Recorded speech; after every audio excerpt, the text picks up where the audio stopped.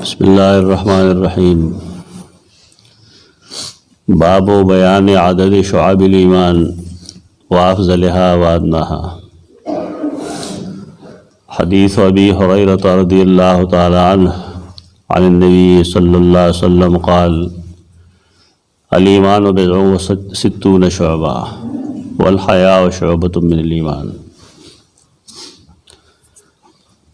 پدے باب کے خواول دا خی چی ایمان دا دے ڈیر زیادہ سانگی دی بنیادونے دی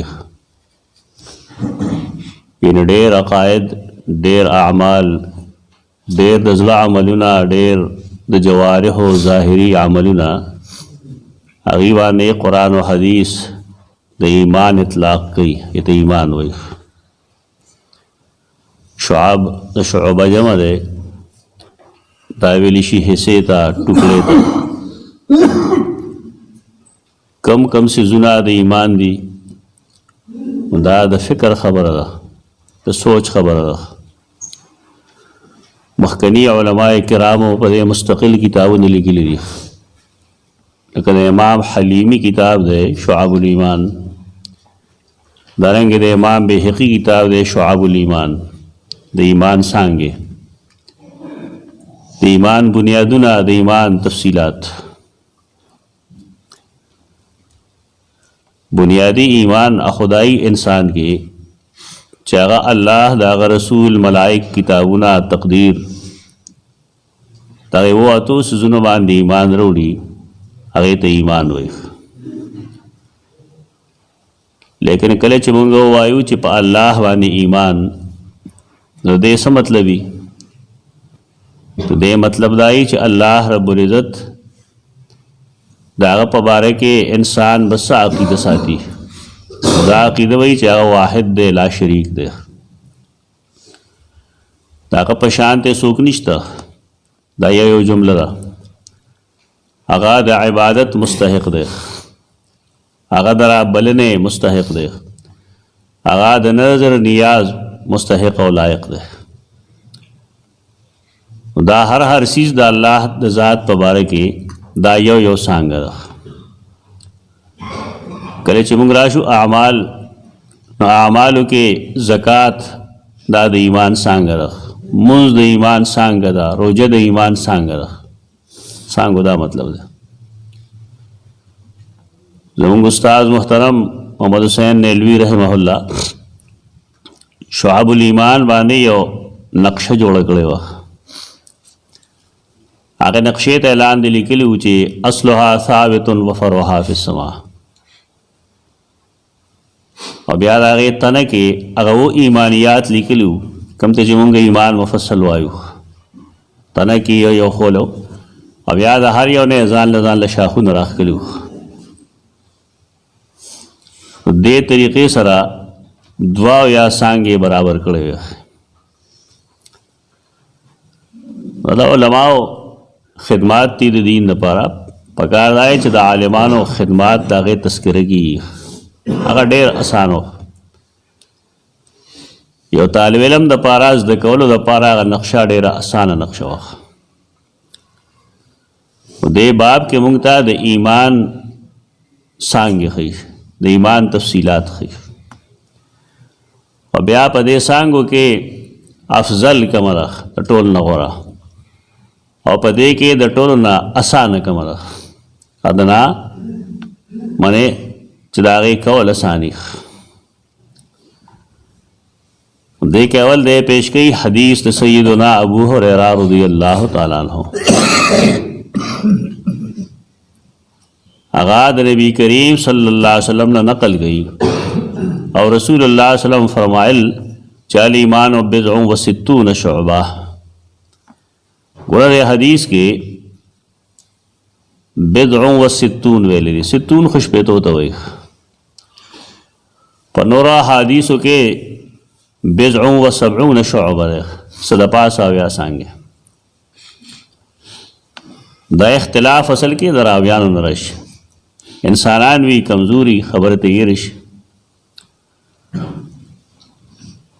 د دې وجه نه دې جنجټ کې نه دي پرېوتل پکار چې دی کې کم یو صحیح دی کم یو غلط دی. دا صحیح او غلط نه پدې کې، دا دواړه صحیح دي. خو خبره یې رشي یاد آئی چې راوی کم ذکر کی او 70 هغه پریږ دی د وجه نه چې دا 60 په 70 کې داخل دي. بضع دا خو اصل کې حصے دوی ټوکړه، بضاعه یا بضاعه، بضع بضعه. قرآن او حدیث کې دا الفاظ چې راځي نو دا اکثر او بیشتر د حصے او د ټوکړې په معنی راځي. یو داسې حصہ او ټوکړه چې کاغه د جسم حصہ یې ناغه تم بضاعه وي، او کاغه د مال سه حصہ یې ناغه ته بیا بضاعه او بضاعه وي. لیکن چې کله دا مونږ عادت سره ورواچو نو دا د دریو نواله تر 9 پورې عرب شمیرینا په دا چا خپل محاوري د 70 یا د 60 خامخا دا معنی نه ده چې ګندې 15 یا 3 یا 6 یا و یا نسه د پاسه او یا سه د پاسه شپې. مطلب دا دی چې مسلمانان هغه په دې مطمئن شي چې د ایمان غنې تقاضي دي او هغه غنې تقاضې به پوره کول پکاري. هغه تقاضو کې یو داسې تقاضا چې دا غي ډېر کمی په خلکو کې رسول الله صلی الله علیه وسلم دا غي تذکرہ کوي، هغه ته حیا وایي. عربي لغت کې د حیا اصل مفهوم بنیاد چې کوم دی هغه عضو مخصوص وي د زنانو، او کم سړي چې دا حرکت وکاو چې د زنانو بیزتی وکولا نو قرآن هلته کې یستحیون نساءکم وایي. بعض مفسرین چې دا غي معنی دا کی چې بیزتی وکولا استاهو د زنانو هغه هم د حیا نه دی.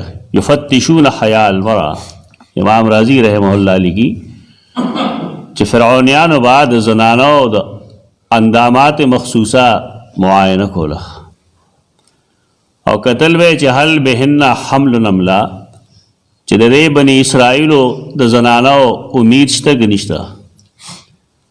نو کمالی مشوا چې امید شته نه بیا والته کې او سپای مقرر کو د دې لپاره چې کدا الګ پیدائش نه مړ کوي او کجینه پیدائش نه به پرېدا. دا استحیون د لپاره مفسرین الحیا ذکر کوي او دا غي په بنیاد دغه معنی کوي چې بیزتی وکوله. د دې دا معنی نه ده چې ګنده ژوندې به پرې خو دې لون استاسو چې ګنده دا معنی غلطه ده. خلک به بنیاد خبرې کوي.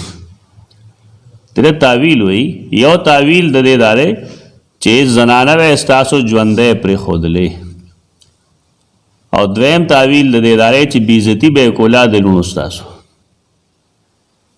دې دې کې اوس مونږ وایو چې دا دویمه معنی غوره ولې وجه دارا چې په دې کې بنی اسرائیل لا یو پیغور ورکړلی چې الله تاسو داغه ظالم سړی نه بچ کړی او داغه نه نجات درکړی چې داغه نستاهو زنانه محفوظ نه وي. نو تاسو له پکار دی چې دغه په بنیاد باندې د خپل رب ذکر او شکر وکړي. ترې دا مطلب نه چې اوله معنی ته موږ غلط وایو، اول هم صحیح ده لیکن تعویلا موږ دې ته زیات صحیح وایو. حیا بیا انسان کې هغه قوت ته هغه طاقت ته چې هغه انسان د بدو کولونه منې کوي. انسان له خپل حیا هم پکار ده، د الله نام حیا پکار ده، یو بل نام حیا پکار ده. د دین کتابونو کې بشمیره سوزونه داسې لیکلي دي چې د هغې په باره کې د هغې تعلق هغه حیا او نا حیا سره بې شرمۍ سره باید چې مسلمانان هغه زده کړي چې کم کار د حیا دی کم د بې حیایۍ دی. پخوا حیا ډېره زیاته وه. یو ځوان سړی به کنایي سره ناست و بالفرض او ګیره به یې خریله او څوک مشر وراله نه وزر پټ شالته او قتل ویم چې د نایي خانه کې څوک مشر سړی شته که نشته. که مشر سړی به د بار نه به کشر نه راته د کار کې به حیا وه به شرمېده. اوس خو استاد یو ځای سبق ویلي استاد ولاړي شاګرد ناست ګیره خوري. زمونږ معامله ډېره راغورځېدلې ده. په داسې حالاتو کې به سړی څه ګیله وکړي. ډمانه به خپل ډمتوب کو تورې ډولکي به یې وال جماعت خواله چې به رال نو بند به یې کو مقبرې خوا کې به هم بند کو. اوس به څوک بندوي. اوس سړی قبر کې نه د پاسه په کال راشي خالص ډمخانه یې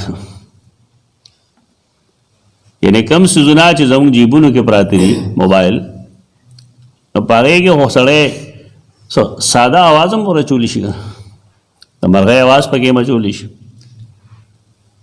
هسې معمولي څه ټوټ ټوټ پکې هم ورچولی شي دا پوره سارنګی به شروع شي جماعت کې ولاړي په صف کې ته به پاګره به داسې چل دی دا بې حیایي نه نو دا څه ده یو سړی جماعت ته راځي یو ځل خو ټیک ده انسان دی یېرېږي دی خو هر وخت نه یېري دی څه لري وړي جماعت ته کوله موبایل بند یې ساتي دا به تا ته عالم ښایي ولې تا پورې خپل سر سترګې نه لري. دا ډېر د احتیاط ضرورت دی په دې کې. هغه څیزونه چې هغې ته موسیقي وایي دا ګناه وي. زموږ د جومات کې پخوا داسې یو ګړی راوړی وه هغې کې موسیقي وه هغې به یو ډنګ وکړو ډېر عجیب و غریب ډنګ به و دې باره کې ما سوچ کوو خو چا چې اخیسته و د هغه مزاج ډېر سخت و که نه په دې نه پوهېده هغه دا خلکو هسې جوړ کړی نو ما یې خلک خو ډېر څه جوړوي ته ور څه شي جومات ته راوړې د دغې ګړی لپاره ځای دا دی چې دا د جومات نه بهر کړی شي. پخوا ټولو عالمانو په دې څه ویې نه غلطي کړې ده هغه موسیقي ده خالص بلکې د کلیسې اواز دی پای کې یعنې د یهودو نصاراو په عبادتګاه کې چې کوم ډنګار هغې کوي د هغې پر اتوار په ورځ هغه شی دی پکې او دا مسلمانان عالمان د دې د محراب د پاسه با ځوړنده و هغه ټنګار به یې کو. دا موږ چې وایو د چا قول او فعل دلیل نه دی سوا د رسول الله وسلم نه دا یې وجه دغه ده دا خیال نه کوي خلک دا ګناه دی. بیا ما وحیدګل کاکا سره صلاح وکړه دې سره به څه وکړو هغه ویل دی که انا خو بټنې دا موږ راکوزه کړه هغه شی معاف که بیا هم کېښوده په خپل بیا به اواز نه کوو نه کاکا چې به تپوس وکړه موږ به دا خرابه شوې ده یعنې حکمت عمل نه کار اخیستل پکار دا خو نه ضروري چې ته چا سره جنګ وکړې کار کول پکار کار سم دا موسیقي رسول الله صلی الله علیه وسلم فرمایلو داسې کور بنئ چې هلته به د موسیقي آواز نه راځي او دا دلیل دی دې خبرې چې هغه د الله رسول و ورنه هغه ته دا څیز هغه ته الله د وحی په طور ښودلو دا قسم څیزونه د دې نه خلک اجتناب کوي. بعضې شیخان یا پکې قرآن ورواچي یا پکې بانګ ورواچي دا د هغه نه سوا ناروا کار دی. ټلیفون چې څوک کوي نو هغه ته پته یې څه چې دا سړی کوم ځای دی وخت کې که دی باتروم کې ناست نو بیا قرآن په باتروم کې ویل جایز دي څه ځان خلک شیخي نه دي خلک لږ خپل عقل استعمال کړي چې زه شریعت د یو څیز نه منې کړی یم په باتروم کې د قرآن ویلو نه د کلماتو ویلو نه رسول الله صلی الله علیه وسلم موږ منې کړي یو دغه پلیت ځای دی. نو موبایل کې خامخا دا څیزونه مه ورچوئ چې دا پکې ما آیت ور واچو دلته زموږ ډېر ښه دوست راغلو رنګ پرې راغی نو ما هغه ته ویل چې یاره حافظ صاحب یا قاري صاحب دا ښه خبره نه ده نو هغه وایي چې نه دا ټینګ ټینګ نه ښه دي نو مې ګوره مفتي به ته خو چل درته موږ ښیو هغه ټینګ ټینګ دی نه ډېر زیات ښه دی ما ته یې ویلی مې که ته باتروم کې ناست یې دا پرې راشي نو بیا به څه کوې یو ساعت په سره لړ باتروم ته هلته کېناست نو به رنګ پرې راغی دا ځان رنګ پرې راغی بیا زه خو بار وم بیا زما د یارې وار نه راوته دا شیخي نه کوي خلک صحیح شی معلوم کا په هغې عمل وکړه دا ما چوه دا رنګونه مرغو اوازونه پکې واچوه بل څه واچوه بل څه واچوه نو بار کیف حیا زمونږه د معاشرې نه وتې ده، نشته حیا. د مشر په مخ کې چې کوم حرکات او سکنات کشران کوي هغه مناسب نه دي. کله چې انسان کې حیا راشي دی د انسان نه پرده کول شروع کی، نو دا سړی بیا د الله نه پرده کوي. دا معمولی شی مه ګڼئ. زمونږ خلک څه وایي چې د الله نه پټه نه وي نو مخلوق نه اصله پټه کوم. دا دی خپل جهالت دی. مخلوق مخکې چې ته ګناه وکړې هغه د شرموي، خالق د نه شرموي. دا دواړو کې فرق دی. مخلوق مخکې چې د ګناه وکړه نو تا یو طریقه هغه ته وښوله چې زه دا کار کوم، نو خلک به ستا اتباع کوي، ستا په شانتې ګناه به کوي، نو تا د ګناه بنیاد کېښود. بعضې خبرې د پښتنو غلطې دي. الله رب العزت هغه ستیر دی، ستار دی، پردا چونکی دی. انسان که تنهایی کې څه غلطي وکړي نه الله پې پردا چوي. هېڅوک داسې نشته دی چې هغه د ګناه نه پاک وي. څوک ښکاره ګناه کوي، څوک پټ کوي، څوک لوی کوي، څوک واړه کوي، څوک مجبورن کوي، څوک یې مستی نه کوي. دا خو د الله رحم و کرم دی موږ باندې چې الله زمونږ غلطۍ خلکو ته نه برسېره کوي. یو شاعر دی ابو نواس، هغه شعر دی یظن الناس بی خیرا و انی لشر الناس ان لم تعف عني. د خلکو ګمان دا چې زه ښه سړی یم، په منځ کې زه ښه سړی نه یم، زما غلطۍ خلکو ته نه دي معلومې. که زما غلطۍ خلکو ته معلومې شوې بیا به دوی ما ته بني ادم هم ونه وایي. دا د هر انسان معامله ځان نه یادوي. هر انسان کې دننه دومره غارونه دي چې د هغې انتها نشته. الله چونکې په هغې پردا چولې ده ځکه موږ شرمېږو نه، موږ له حیا نه ځي. د الله په مخکې کې یو ګناه وشي نو ټیک ده، غفار دی، ستار دی، لیکن د خلکو مخکې غلطۍ کول دا ډېر لوی جرأت دی، نه دي پکار. نو حیا د انسانانو نه هم پکار ده، بلکې حیا د ځان نه هم پکار ده.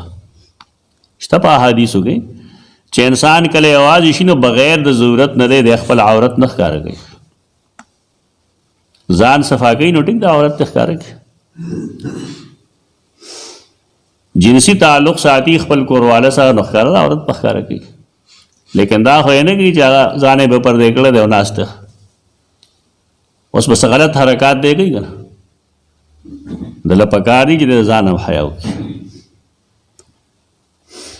د خپلې مرتبې خیال ساتل او د هغې نه فر و تر کار کول دا هم بې حیایي ده. یو سړی به لوی سړی لیکن د مشرۍ خوی پکې نه راځي. 15 کاله شوی وي، 80 کاله وي، لیکن ته ورته مشر نه شي ویلی.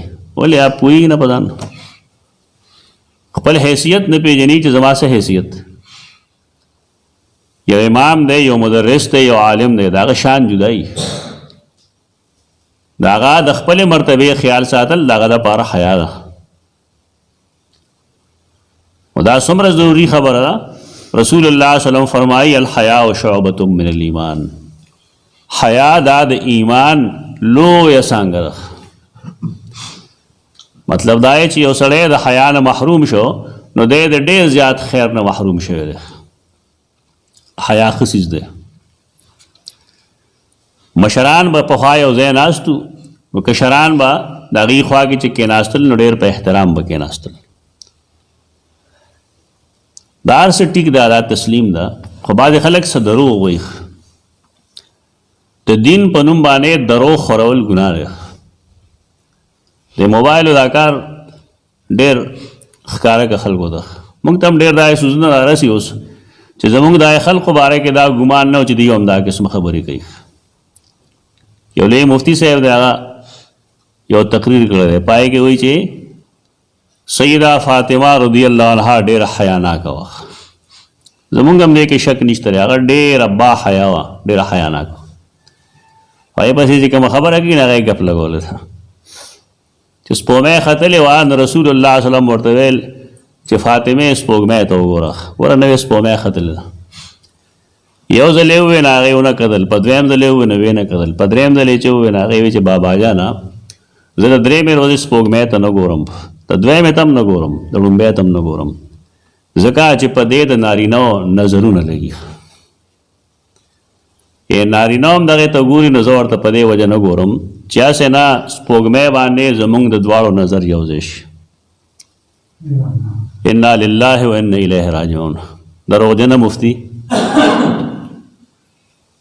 فاطمه ستا غوندې بېوقوفه، دا دروغ وایي. حیا جدا چیز دی، لیکن دا کیسه یې دروغجنه ده. نظر څنګه یو ځای کېږي؟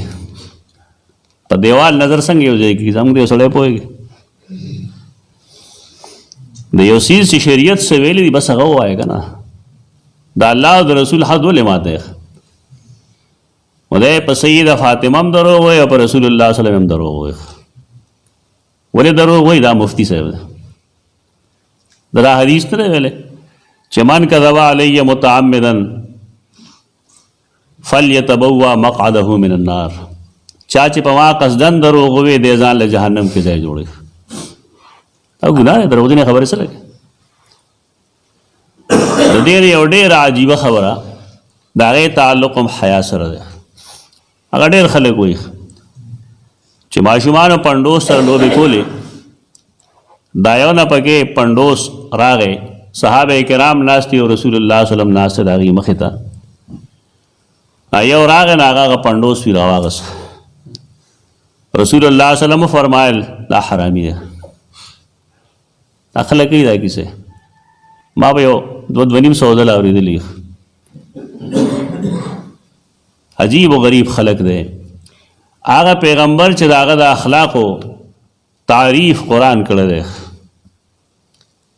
دی هغه ته بد اخلاقه وایي. پیغمبر چاته حرامي نه وایي. زمونږ دا خلک څه کوي؟ دی علم شته دی، خوله کې ژبه لکه دا لوړ دی. د دروغو دپاره صرف رسول الله صلی الله علیه وسلم جوړ دی. دا د حرامي حرامي الفاظ ویل دا زمونږ د پیغمبر عادت دی نه ده سره. هغه ته غلط نسبت کړی دی، کفر کړی دی خالص.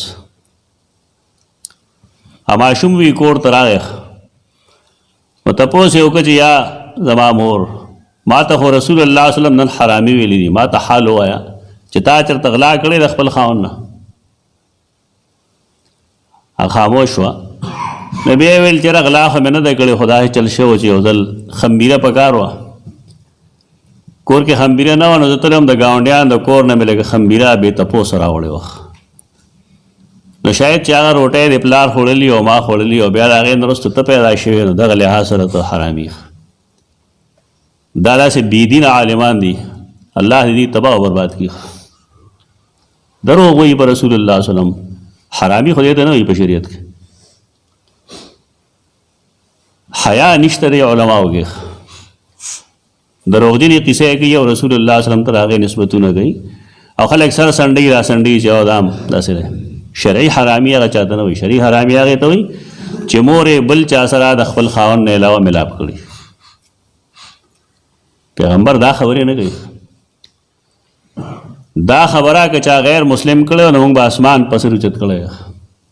په چونکې زمونږ مفتیان دا خبره کوي. تپوس چې څوک نه کوي چې دا لیکلی کوم ځای د آخر. دین خو زمونږ داسې نه دی. پرون کابه ورځ تاسو حدیث ویلو که چې زمونږ دین په څه شي بنا دی؟ په سند. علماو له پکار دي چې کم سے کم حیا وکړي د الله نه، د رسول الله نه حیا وکړي. به قیامت پر ورځ دا چیز به د هغه مخې ته راځي که به نه راځي؟ ملائک به دا پیش کوي که نه چې دې صاحب ستا باره کې دا ویل، نو ستا به خیال دی هغه سره سترګې مخامخ کولی شي. دی په دې خیال دی چې هغه به زما سفارش وکړي. دا ګناه دی، دا بې حیایي دی. دروغ ویل دا بې حیایي ده. زنا کول بې حیایي ده. شراب څښل بې حیایي ده. غیبت کول بې حیایي ده. انسان کې چې حیا راشي نو د کې د ایمان غټه څانګه راغله. نن نه دا عهد وکړئ چې موږ به د حیا لوازمات پوره کوو، په یې به عمل کوو. انسان نه به هم شرمېږو، خپل رب نه به هم شرمېږو، بلکې د خپل ځان نه به هم حیا کوو. یو ځای کې د یو ځای څیز د ښکاره کولو ضرورت نشته دی او موږ نه ښکاره کوو. دا رسول الله صلی الله علیه وسلم مونږ ته یو شعبه ویلا دې کې 2 حدیث دي نور هم نقل کړي. अब इंशाल्लाह 2 ورځې کې وایا بیا. اقول قولي هذا استغفر الله.